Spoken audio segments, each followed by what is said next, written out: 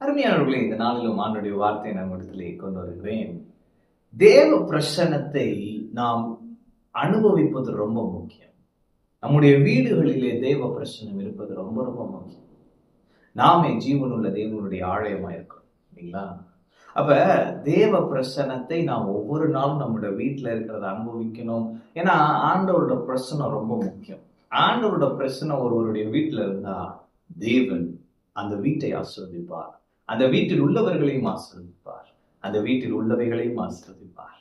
அவன் நீங்க பாருங்களேன், 2 சாமுவேல் 6ஆம் அதிகாரத்துல 11ஆம் வசனம். கர்த்தருடைய பெட்டி கித்தியனாகிய ஓபேத் ஏதோமின் வீட்டில் 3 மாதம் இருக்கையில் கர்த்தர் ஓபேத் ஏதோமையும் அவன் வீட்டார் அனைவரையும் ஆசீர்வதித்தார்.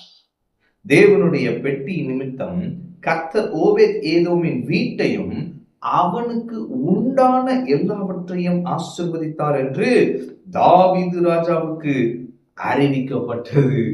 எந்த அளவுக்கு போயிருச்சுன்னா, ராஜா அரண்மனைக்கு ராஜா செவி கேட்க போயிருச்சு. என்னன்னா, தேவனுடைய பெட்டி அவன் வீட்டுல போய் வச்சோம், கர்த்தர் அவனையும் அவன் வீட்டையும் அவனுக்கு வீட்டுல இருக்க எல்லாத்தையும் அவங்க வீட்டுல இருக்க எல்லாரையும் ஆசீர்வதிக்கிறாருன்னு. ஆமென். அப்ப இன்னைக்கு நான் உங்களை பார்த்து சொல்கிறேன், கர்த்தருடைய பிரசன்னம் உங்கள் வீட்டில் இருக்க வேண்டும். அப்படின்னா என்ன? ஆண்டவரே, எங்க வீட்டை நீங்க தான் ஆண்டவரே நடத்தணும். ஆண்டவரே, எங்க வீட்டுல நாங்க எடுக்கிற முடிவுகளிலே நீங்க தான் இருக்கணும். இல்ல, நம்ம இன்னைக்கு நிறைய நேரம் ஆண்டவர் இருந்தும் ஆண்டவர் இல்லாம அவரை பிரயோஜனப்படுத்தாம சொந்த முயற்சிகள், சொந்த தீர்மானங்கள், சொந்த மூளை அறிவு இப்படி கிரியை செய்து விடுகிறோம். அதனாலே ஆசீர்வாதங்களை இழந்து விடுகிறோம், பிரச்சனைகளை அதிகரிக்கப்பட்டு விடுகிறோம், நம்மளே நம்ம பிரச்சனையை பெருசாக்கி விட்டுறோம். ஆனா இன்னைக்கு சொல்றாருப்பா, நான் உன்கிட்ட இருக்கிறேன், உங்க வீட்டுல இருக்கிறேன், என்னுடைய தயவு உண்மையில் இருக்கிறது, என்னுடைய கண்கள் உன் வீட்டின் மேல் இருக்கிறது, நீ என் பிரசன்னத்தை உன் வீட்டிலே ஹோஸ்ட் பண்ண பழகிக்கோன்னு கர்த்தர் சொல்ற. அது என்னங்க ஹோஸ்ட் பண்ண பழகிறது? ஆண்டவர் பிரசன்னம் இருக்கின்ற அந்த அவேர்னஸோட நம்ம இருக்கிறப்ப, அந்த விழிப்புணர்வோடு இருக்கிறப்ப ஆண்டவருடைய பிரசன்னத்தை அப்படியே தக்க வச்சுட்டே இருக்கலாம். அப்ப உங்க வீட்டுக்கு யாராவது வர்றாங்கன்னா அவங்க சொல்லுவாங்க, இந்த இடத்துல ஆண்டவர் பிரசன்னம் இருக்கு, உங்க வீட்டுல ஒரு சமாதானம் இருக்கு. அவன் அதோட சொல்லும் பொழுது எவ்வளவு அருமையா இருக்கும் பாருங்க. எங்க வீட்டுல எல்லாம் பாத்தீங்கன்னா, ஒரு பூசாரி அவர்லாம் வந்து சொன்னாரு, இந்த வீட்டுல ஏதோ ஒரு நல்ல இது இருக்கு, அதனால நான் கொஞ்ச நேரம் உட்கார்ந்துட்டு போறேன்.